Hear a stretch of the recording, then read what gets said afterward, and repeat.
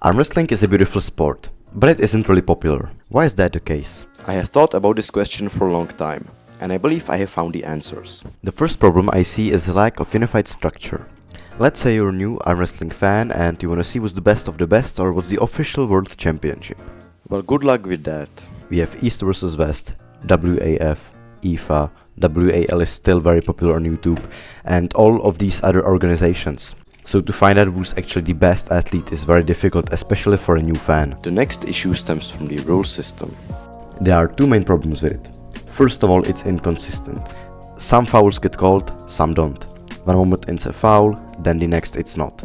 Which often leads to overly long breaks with the refs and the athletes arguing for minutes, looking at the footage over and over again.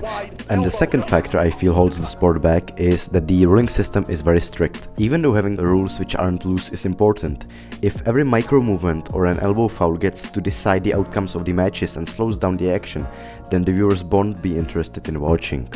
Next up, I feel like arm wrestling is kind of in a strange position. I feel like arm wrestling is kind of now stuck between being a mainstream and underground sport.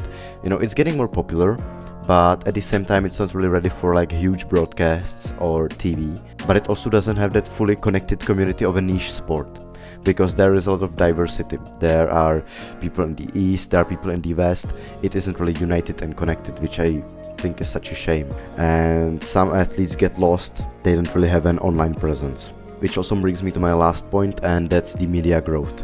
I have a feeling like the media growth is right now tied to very few people. More people don't try to be known, or if more stars don't keep coming to the sport, then eventually nobody would care, except for like the hardcore fans like me.